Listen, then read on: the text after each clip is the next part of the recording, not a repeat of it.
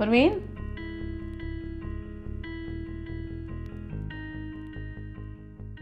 हाँ मम्मी। बहू आज भी लुटाई तो मेरे बेटे की कमाई। बहू तेरे को कितनी बार समझाया है, जब भी तू अपनी बहन के घर जाती है तो कुछ लेके मत जाया कर, खाली हाथ जाया कर। अब तुझे क्या ही बोलूं।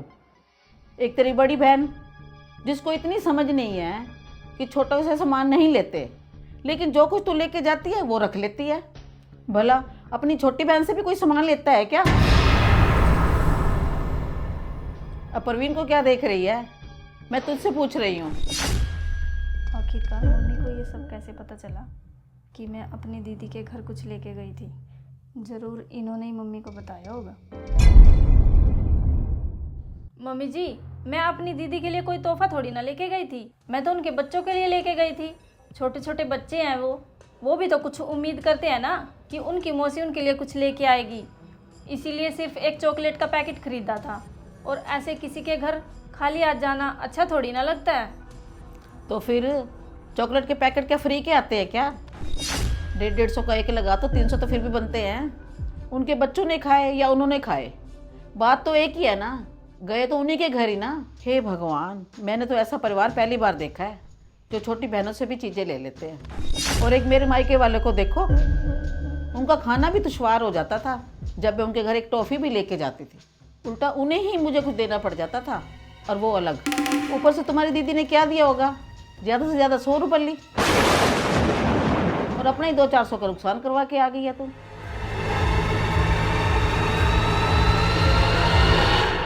अब देखा अपनी बेबी के लक्षण, मेरी बातें सुनने की बजाय और मुंह बना के अपने कमरे में चली गई है। हमारा तो बोलना ही बेकार है। ऐसे काम करते ही क्यों हो जिसको सुनने से तुम्हें मिर्ची लग जाए।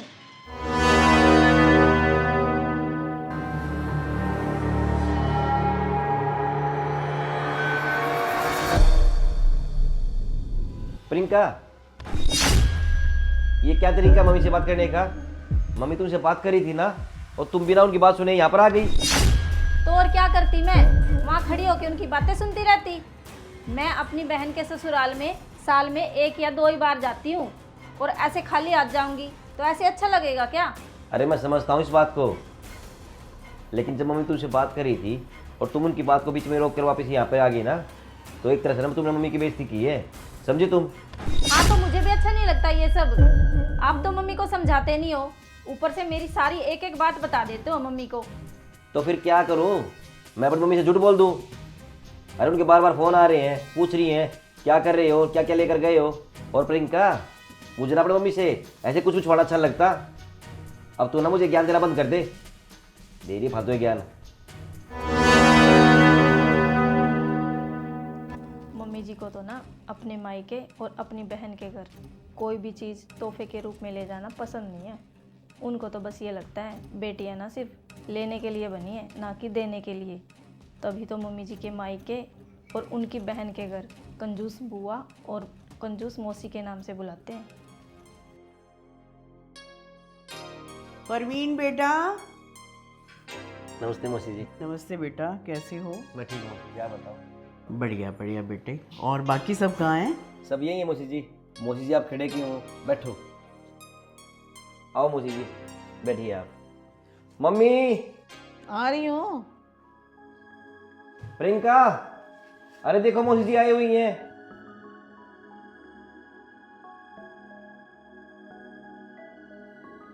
नमस्ते दीदी।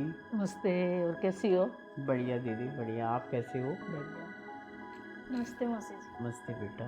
कैसी हो प्रियंका बेटे? मैं ठीक हूँ। दीदी ये तो आपके लिए जूस लाई हूँ।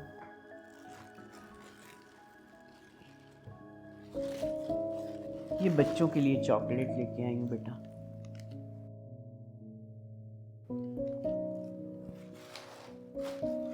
और ये आपके लिए फ्रूट है बेटा।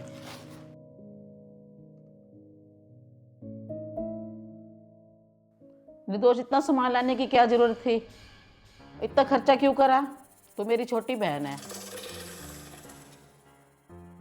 क्या हुआ दीदी, अगर मैं छोटी बहन हूँ तो ऐसे कहीं खाली आना थोड़ा ही अच्छा लगता है। और फिर घर में बच्चे भी तो हैं, वान्या और रुद्र हैं, उनके लिए लेके आई हूँ। और इतना कौन सा मैंने खर्चा कर दिया है। दीदी इन छोटी छोटी चीज़ों से कोई फर्क नहीं पड़ता, ये तो आपसी व्यवहार और प्यार की बात है। आज मेरी छोटी बहन ने मुझे इतनी बड़ी बात सिखा दी कि किसी घर में खाली आ जाना अच्छा नहीं होता। और मैं पागल थी, थोड़े से पैसे बचाने के लालच में किसी घर कुछ नहीं लेके गई। और प्रियंका बहू ठीक थी और मैं गलत थी। निर्दोष तो सच में बहुत बड़ी हो गई है जो तूने अपनी बड़ी बहन को बड़ी बात सिखा दी है। और मैं गलत थी जो मैंने प्रियंका बहू के बारे में गलत सोचा। दीदी इसमें बड़े होने वाली कोई बात नहीं है, रहूंगी तो मैं हमेशा आपसे छोटी ही। ये तो मुझे खुशी होती है कि मैं बच्चों के लिए कुछ लेके जाऊं। प्रियंका, बातें तो बहुत हो गई हैं और मौसी ना अपने बच्चों के लिए इतना सारा खाने के लिए लेके आई हैं, तो अब ऐसा कर, मौसी जी के लिए ना अच्छा सा खाने के लिए बना ला। हाँ दोस्तों, देखा आपने, तो भाई हमारा इस वीडियो को बनाने का सिर्फ इतना सा मकसद है कि आप कभी भी किसी के घर जाएं तो थोड़े से पैसे बचाने के लालच में किसी के घर खाली हाथ नहीं जाना चाहिए। तो आपको क्या लगता है इस बारे में, और आपने कोई ऐसा देखा है जो किसी के घर में खाली आ जाता है, तो एक बार प्यार से कमेंट करके ज़रूर बताएं। जय श्री श्याम।